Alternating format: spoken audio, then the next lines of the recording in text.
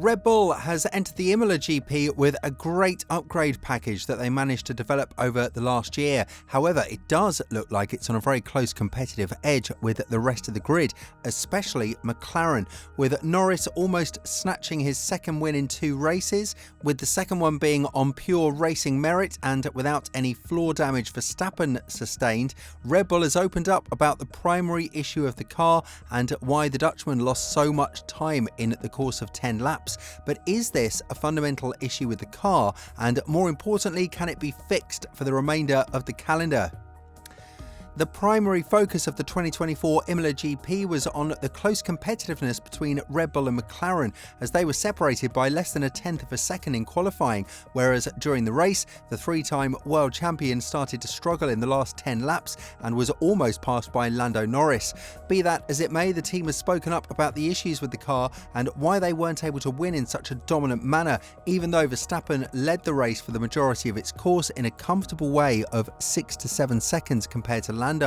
Talking about this to a greater extent, Pierre Wash, who is the Chief Technical Officer for Red Bull, went on to say, "It was all down to the setup, not tyre wear. We fell outside the working window with the tyres and Friday's setup was a compromise."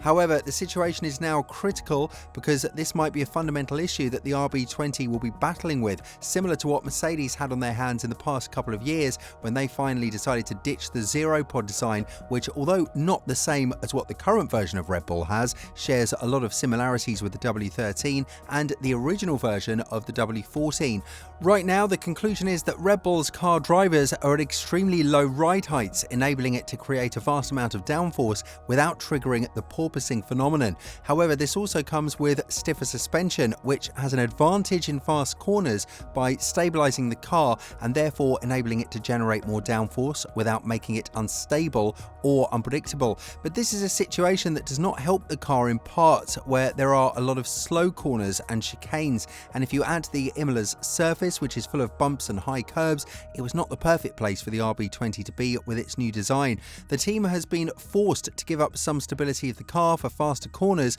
and fit a slightly lower downforce rear wing in order to compensate for the top speed after the disappointing sessions on Friday, which then again enabled them to find a perfect operating window for the medium compound tyre. This is also extremely important. The setup varies from tyre to tyre. Each of the tyres has a different degree of hardness, which means that the harder the tyre is, the more work needs to be put in to enable the optimal working window for them. This is where the primary issue of the RB20 in Imola came true. They were not able to create more friction on the hard tyre to put them in the operating window that Max would have desired, which resulted in understeering in slow corners, and this is where Norris was able to cut the gap to Verstappen to catch him within DRS range, but ran out of laps at the end of the day. A safe conclusion is that had it not been for Max, this would have been a disastrous weekend for Red Bull. But then again, this issue is very likely to return in the upcoming races because it's not something you can fix overnight. This is what we meant when we said that the operating window of the current design that Red Bull is chasing is so tight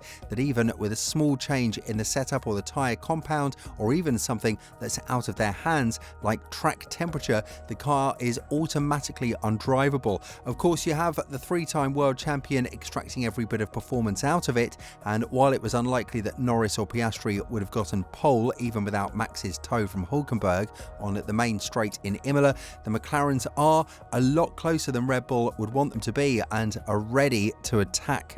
Now this is where things start to get interesting. McLaren had undoubtedly the fastest car on the entire weekend, and while that doesn't matter due to the fact that it was Verstappen who got out with the win and Piastri managed to climb one position only from P5 to P4, it's a massive platform to build on for the remainder of the season. The updated version of the MCL38 has one thing that Red Bull is desperate for with the new design: a bigger operating window, which enables the team to seek more performance out of different parts of the car. The massive improvement in terms of top speed and efficient load that are generated by the Venturi channels is vastly noticeable on the McLaren's car, and from this point on it should be even more interesting given the fact that the Red Bull's issue is not something you can just turn around in one race. Helmut Marko has opened up on the importance of the team's work back in Milton Keynes, and when talking about how they were able to turn half a second deficit from the free practices into pole position and a race win when it matters the most, the veteran Austrian Austrian said, "There are more than 50 specialists sitting in the operations room observing and analysing every phase of FPs. They also observe how competition is working. They are in constant dialogue with our team on the racetrack. The racing simulator tries out what drivers and technicians think is the best solution, and these experiences also flow back to the racetrack. The best possible setup is then worked out there on the basis of all these findings." But this is, again, the primary issue of the car. There is only so much that a setup can do if a car has a fundamental issue when it comes to bringing heat to the tyres. With the medium compound, it was a lot easier due to the requirement of friction and heat the tyre needs in order to be put in the optimal working window. But when it comes to the hard compound, this is actually a curse that the car might not get out of for the remainder of the season. And we must remind you that McLaren and Ferrari are not done upgrading their cars. Red Bull is not done either, but with such a limited operating window, there is only so much they could bring in order to further boost the performance of the RB20 and not rely on the driver's talent as much as they did in Imola. On tracks like Monaco, where downforce generation is crucial, Red Bull is expected to struggle a bit, not just because of the tyre temperatures, but also because of the nature of the track. The curbs and bumps will force the teams to opt for a little bit of higher ride height for the entire weekend, and again, the question of operating window comes in.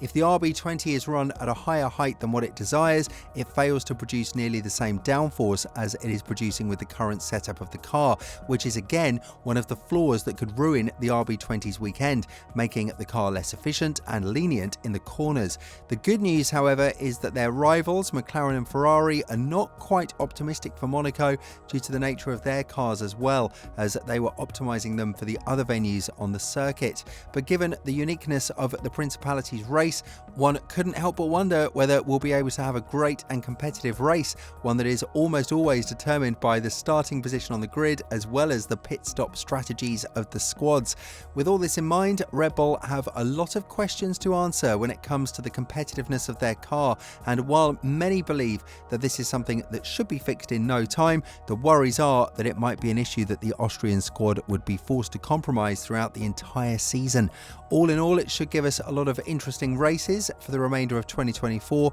and our question to you guys is, do you believe that the RB20's biggest flaw could see them fall off the top in the current campaign, or do you think that all of this is fixable and the dominance will continue in the current fashion? Let us know what you think in the comments below.